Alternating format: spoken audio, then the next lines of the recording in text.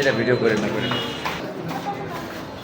রংপুর মহানগর পুলিশ, বিশেষ করে রংপুর মহানগর ডিবি পুলিশ আমাদের কমিশনার স্যারের নির্দেশে এবং নেতৃত্বে যে শহরের মধ্যে যে সকল অসামাজিক কার্যকলাপ এবং আইন বিরোধী কার্যকলাপ চলছে সেগুলোর বিরুদ্ধে অভিযান চালাচ্ছি।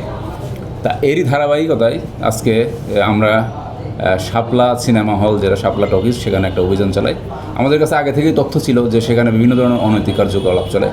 বিশেষ করে স্কুল কলেজের মেয়েরা বা ছেলেরা এখানে আসে এবং তারা বিভিন্ন অসামাজিক কার্যকলাপে রত থাকে।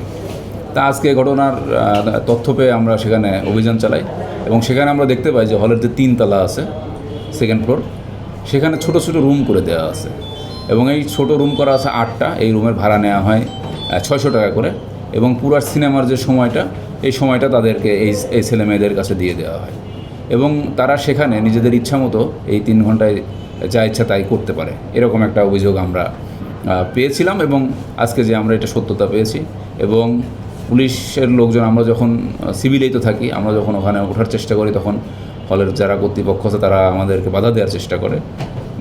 তাদের বাধা অতিক্রম করে আমরা যাই এবং সেখানে আমরা হাতে নাতে মানে অফসিন অবস্থায় অনেককেই পাই। তাৎক্ষণিকভাবে আমরা তাদেরকে অ্যারেস্ট করি, আটক করে নিয়ে এসেছি। এদের মধ্যে স্কুল কলেজের ছাত্রীও আছে, অনেকে মাইনরও আছে। তা আমরা 19টা মেয়েকে পেয়েছি, তারা সেখানে এই অবস্থায় ছিল এবং 16টা ছেলেকেও পেয়েছি। এরা সবাই কাপল অবস্থায় ছিল, জোড়ায় জোড়ায় ছিল। আর সিনেমা হলের কর্তৃপক্ষের 2 জনকে আমরা পেয়েছি, যাদেরকে আমরা আটক করেছি। তো এখানে একটা অভিযোগ উঠতে পারে যে আমরা আসলে সিনেমা হলে অভিযান করেছি কিনা। আসলে এটা সিনেমা হলের বা সিনেমার বিরুদ্ধে কোনো অভিযান না। এখানে সিনেমা হলে এই যে অনৈতিক কার্যকলাপগুলো চলছিল, যে তাদেরকে একটা বিশেষ পরিস্থিতির সৃষ্টি করে দেওয়া হয়েছিল যে ছেলে মেয়েদের অবাধ মেলামেশার, তা এইরকম একটা বিশেষ পরিস্থিতির বিরুদ্ধে আমরা অভিযান করেছি।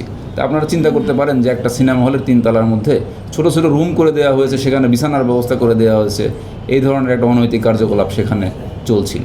তাই আমাদের অভিযানটা ছিল হচ্ছে এই রকম সিচুয়েশনের বিরুদ্ধে। তা যাই হোক, যাদেরকে আটক করা হয়েছে তারা অনেকেই মাইনর স্টুডেন্ট, তাদের নাম পরিচয় আমরা প্রকাশ করছি না।